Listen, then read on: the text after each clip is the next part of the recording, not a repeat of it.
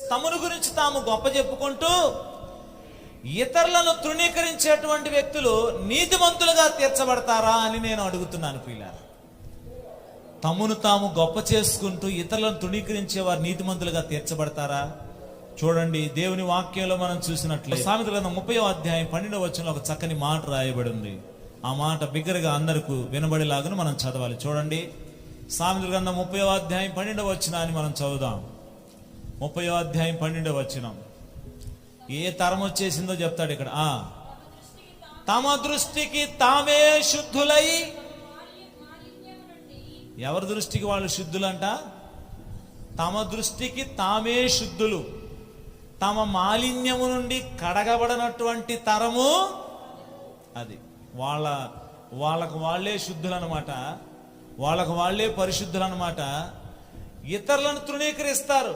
మాలాంటి పరిశుద్ధత వాళ్ళకు లేదు, మాలాంటి సంఘం కాదు, మాలాంటి సేవ కాదని చెప్పేసి ఇతరులను తృణీకరిస్తారే, ఇతరులతో మాట్లాడరే, ఇతరులకి ప్రైజ్ దళాలు కూడా చెప్పరే, ఇతరులకు వందనాలు కూడా చెప్పరే, మాదే శ్రేష్టం అనుకునేటువంటి వారు ఈ వాక్యాన్ని చదవాలి.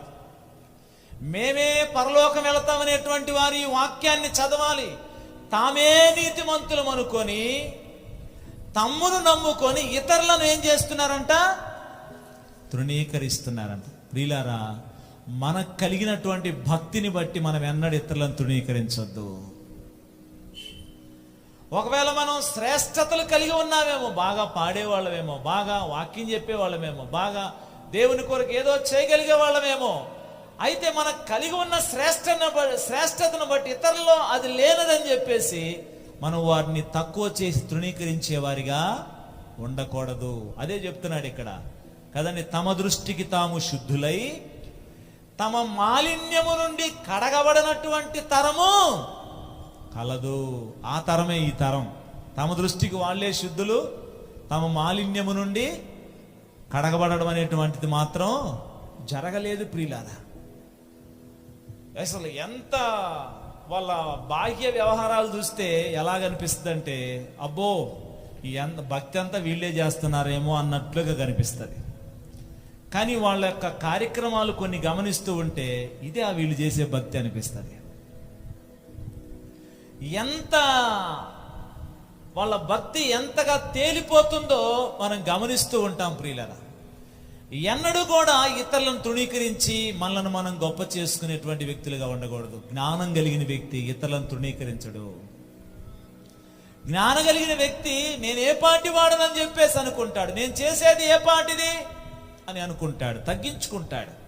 ప్రియులారా, ఇక్కడ మనం గమనించినట్లయితే తర్వాత వచనంలో ఇంకొక మాట ఉంది. 13వ వచనంలో చెప్పండి, కనులు ఎక్కడికి వచ్చినాయి అంట? కళ్ళు ఎక్కడ ఉండాలమ్మా? చెప్పాలి. కళ్ళు ఎక్కడ ఉండాలి? మొహం మీద ఉంటాయి కళ్ళు. కానీ కళ్ళు ఎక్కడికి వచ్చినాయి అంట? నెత్తి మీదకి వచ్చేసినాయి అంట. నెత్తి మీద కళ్ళు వస్తే నడుస్తా ఉంటే ఏమైద్ది? ఇంక కింద చూసే పని లేదు, ఏదో ఒకటి తట్టుకొని కింద పడడమే కదండి. రాళ్ళో ముళ్ళో చెట్లో ఏదో ఒకటి తట్టుకొని కింద పడతారు. కాబట్టి కనులు నెత్తికి వచ్చినటువంటి వారి యొక్క తరము కలదు. భయంకరమైనటువంటి పరిస్థితులు ఈ దినాల్లో. తమ మట్టుకు తామే శుద్ధులు అనుకుంటున్నారు, ఇతరులను తృణీకరిస్తున్నారు.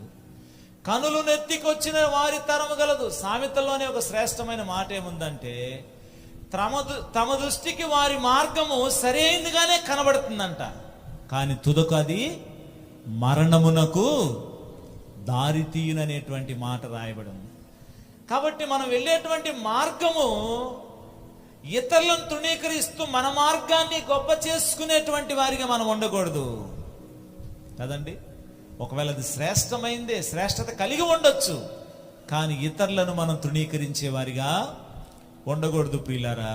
దేవుని వాక్యం సెలవిస్తూ వారు అంటారంట. యెషయా గ్రంథం 65:5వ వచనాన్ని చూడండి. యెషయా గ్రంథం 65:5వ వచనాన్ని చూస్తే, తమ దృష్టికి తాము శుద్ధులైన వారు ఏమంటారంట ఇతరులను? వారు మా దాపునకు రావద్దు. ఏమంటారంట? మా దగ్గరికి రావద్దు. ఎక్కడ ఉండండి? డోంట్ టచ్, దూరంగా ఉండండి అంటారంట. ఎడంగా ఉండండి, మేము ఉందా బైబిల్లో మాట? ఏం చెప్తున్నారంటే మీకంటే మేము పరిశుద్ధులము అనుకుంటున్నారా? వాళ్ళకంటే వీళ్ళకంటే నేనే పరిశుద్ధమైన వ్యక్తిని. ఆమెం పాడుతుంది, ఆయనేం పాడతాడు. ఆమెం ప్రార్థన చేస్తుంది, ఏమేం చేస్తుంది. నేను చూడు అని మనకున్న శ్రేష్టతను గొప్ప చేసుకుంటున్నామా? ఏమండి, మనకున్నటువంటి శ్రేష్టతను గొప్ప చేసుకుంటే అది గర్వం. అది మనల్ని మనం గొప్ప చేసుకుంటే దేవుడు దాన్ని కోరుకోవటం లేదు. గొప్ప చేసుకోవటం ఒకటైతే ఇతరులను తృణీకరించడం అనేటువంటిది రెండవది. ప్రియులారా, దేవుడు దీన్ని కోరుకోవట్లేదు.